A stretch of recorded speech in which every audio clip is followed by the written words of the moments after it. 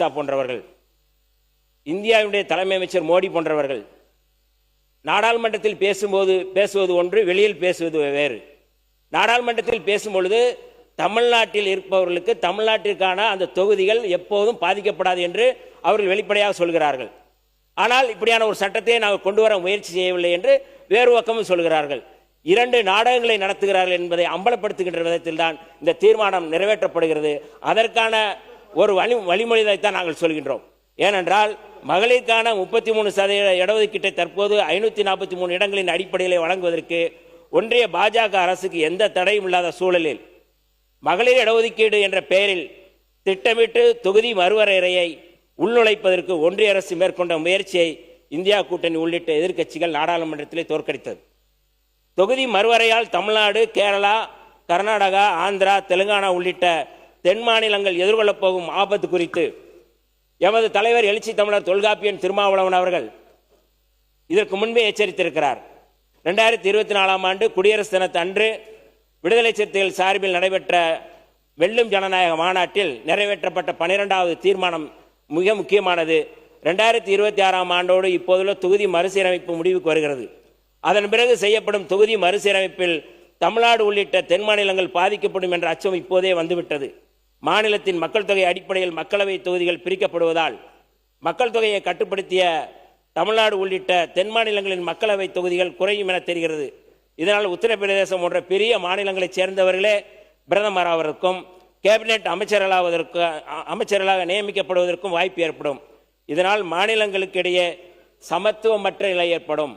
இன்றைக்கு இருக்கின்ற இந்த சமத்துவத்தை தகர்ப்பதற்காகத்தான் இந்த நிலையை, இந்த சதியை ஒரு சட்ட மசோதாவாக கொண்டு வர முயற்சிக்கிறார்கள் என்று அன்றைக்கே எச்சரித்திருக்கிறார் எங்களுடைய தலைவர் எழுச்சி தமிழர் தொல்காப்பியன் திருமாவளவன் அவர்கள். கடந்த ஆண்டு 5/3/2025 அன்று தொகுதி மறுவரையறை தொடர்பாக தமிழ்நாடு அரசு நடத்திய அனைத்து கட்சி கூட்டத்திலும் சமீபத்தில் 8/8/2026 அன்று மாண்புமிகு தமிழ்நாடு முதலமைச்சர் அவர்களது தலைமையில் நடைபெற்ற தமிழ்நாட்டைச் சேர்ந்த நாடாளுமன்ற உறுப்பினர்கள் கூட்டத்திலும் விடுதலை சிறுத்தைகள் கட்சியின் சார்பில் பங்கேற்ற எமது தலைவர் எழுச்சி தமிழர் அவர்கள் சொல்லும் பொழுது, இந்தியாவில் மக்களவை தொகுதிகளின் எண்ணிக்கையை மாற்றமின்றி இப்போது இருக்கும் அதே எண்ணிக்கையிலே தொடரலாம். மக்களவை தொகுதிகளின் எண்ணிக்கையை அப்படியே வைத்துக்கொண்டு தேவையெனில் மாநில சட்டப்பேரவை தொகுதிகளை மறுவரையறை செய்யலாம் என்று வலியுறுத்தியுள்ளார். மேலும் கடந்த ஏப்ரல் 16ஆம் தேதி ஒன்றிய அரசு கொண்டு வந்த தொகுதி மறுவரையறை மற்றும் மகளிர் இடஒதுக்கீடு தொடர்பான அரசமைப்பு சட்ட திருத்த மசோதாக்கள் குறித்து விவாதத்தில் மக்களவையில் பேசிய எமது தலைவர், மகளிர் இடஒதுக்கீட்டில் அரசமைப்பு சட்டத்தின்படி SC/ST பெண்களுக்கு இடஒதுக்கீடு உண்டு, ஆனால் OBC பெண்களுக்கு இடஒதுக்கீடு இல்லை.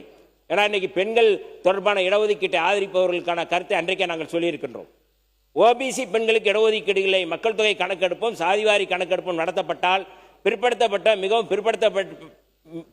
பிற்படுத்தப்பட்ட பெண்கள் தங்களுக்கும் மகளிர் இடஒதுக்கீடு கேட்பார்கள் என்று அஞ்சியே OBC பெண்களுக்கு மகளிர் இடஒதுக்கீடு தரக்கூடாது என்பதற்காக இப்போது தொகுதி மறுவரையறையுடன் மகளிர் இடஒதுக்கீட்டை கொண்டு வர ஒன்றிய அரசு முயற்சிக்கிறது என்றும், OBC பெண்களுக்கும் மகளிர் இடஒதுக்கீடு வழங்கப்பட வேண்டும், அதுவும் 33% மகளிர் இடஒதுக்கீடு 50 என உயர்த்தப்பட வேண்டும் என்று ஒன்றிய பாஜக அரசு RSS வழிகாட்டுதலின் பிற்படுத்தப்பட்ட சமூக பெண்களுக்கு எதிராக மேற்கொண்டிருக்கும் சதியை அம்பலப்படுத்தி மிகவும் பிற்படுத்தப்பட்ட சமூக மக்களின் உரிமை குரலாக எமது தலைவர் மக்களவையில் அன்றைக்கு முழங்கினார். அதைத்தான் இன்றைக்கு நான் இந்த அவையிலே சொல்கின்றேன். நிறைவாக மாண்புமிகு பேரவைத் தலைவர் அவர்களே, 2011ஆம் ஆண்டு மக்கள் தொகை கணக்கெடுப்பின் அடிப்படையில் தொகுதிகள் மறுசீரமைப்பு செய்தால் தமிழ்நாடு உள்ளிட்ட தென் மாநிலங்களும் ஒடிசா, மேற்கு வங்கம் முதலான மாநிலங்களும் கடுமையாக பாதிக்கப்படும்.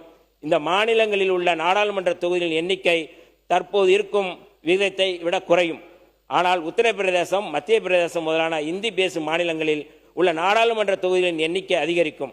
அதன் பின்னர் உத்தரப்பிரதேசம், பீகார், ராஜஸ்தான், மத்திய பிரதேசம் ஆகிய 4 மாநிலங்களில் ஒரு கட்சி அதிக எண்ணிக்கையில் இடங்களை கைப்பற்றினால் அது இந்தியாவே ஆளக்கூடிய ஆபத்தான நிலை உருவாகும்.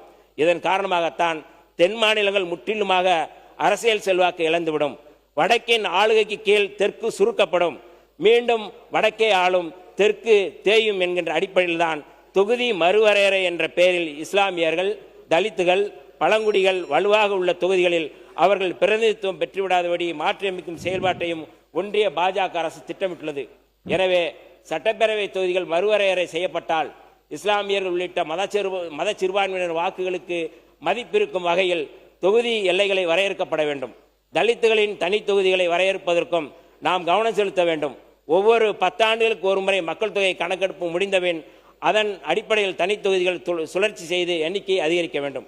மக்கள் தொகையை கட்டுப்படுத்தி, மாண்புமிகு பேரவைத் தலைவர் அவர்களே, மக்கள் தொகையை கட்டுப்படுத்தி முற்போக்கான கொள்கைகளால், மக்கள் நல திட்டங்களால், சமூக பொருளாதார கல்வி தளங்களில் வளர்ச்சி கண்டு நாம் சிறந்து விளங்கிடும் சூழலில் அதற்காக நம்மை தண்டிக்கும், நம்மை பின்னுக்கு இழுக்கும் தொகுதி மறுவரையை ஒருபோதும் அனுமதிக்க கூடாது, அனுமதிக்க மாட்டோம் என்ற தமிழ்நாடு முதலமைச்சருடைய இந்த தனித்த தீர்மானத்தை நாங்கள் வரவேற்கிறோம், பாராட்டுகிறோம்.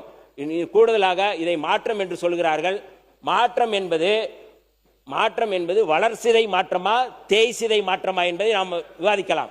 ஆனால் இந்த தொகுதி மறுவரையறை மூலமாக இது ஒட்டுமொத்தமாக வடக்குக்கு மட்டும் வளர்சிதை மாற்றமாக இருக்கும், தெற்குக்கு இது தேய்சிதை மாற்றமாக இருக்கும் என்று சொல்லி எனக்கு வாய்ப்பளித்த மாண்பு